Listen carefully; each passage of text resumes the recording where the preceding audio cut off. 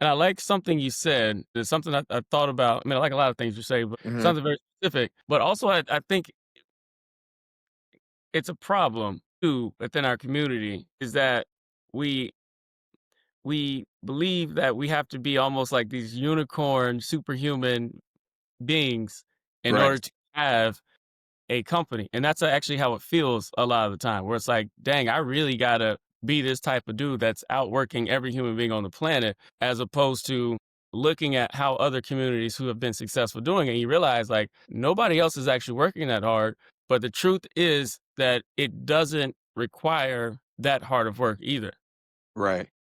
And it's mostly, comes down to, the concept of just stacking wealth, kind of how I just described, where, I've always believed that, this whole concept of rugged individualism was a very powerful propaganda utensil used to disrupt families. What is, in the best interest of the government is just saying, hey, each one of you go maximize yourself as an individual and come work for, the corporations that sustain us and come work for the government. Right. But if you look at all these, the corporations and the most powerful companies and people on the planet, what are they doing? They're maximizing their family and community units. Even looking at Donald Trump, who has Donald Trump surrounded himself with? He surrounded himself with his family first. And you look at, I mean, you can name pretty much any powerful billionaire family. You would notice very close to them is their family. Hmm. And when we start to, look at it from that standpoint, where let's say there's always a hierarchy of wealth sharing,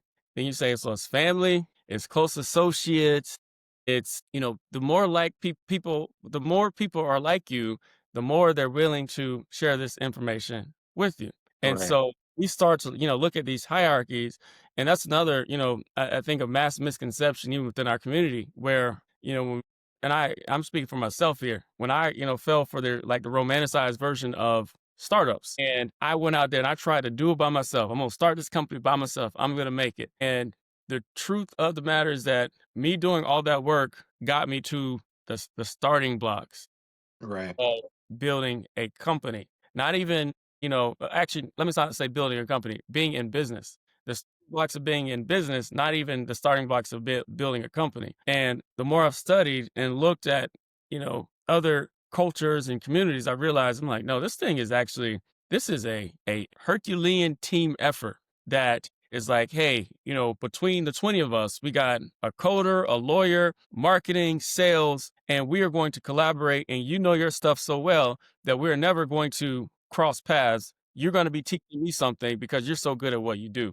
And so we're looking at, Mark Zuckerberg and all these guys who are, these, unicorn, special billionaire type of individuals. If you go look at actually the foundation of where they came from, you very quickly start to see the family. You'll start to see the family. You'll start to see, oh, this is where the wealth was able to flow in, and even like within the Ivy League school networks. Then you have to look at it, and one of the reasons that I think it's so important for us to actually, collaborate and build community with this mission in mind is because, okay, well, if you do not have that, and historically we have not had that, Hmm. you must create that. There's no like, we want that. There's like, you must create that in order to get the same things they have. And then understanding, for me, and this is really the conclusion I came to, is that the most powerful, the most valuable information in business is scaling. It is the most difficult thing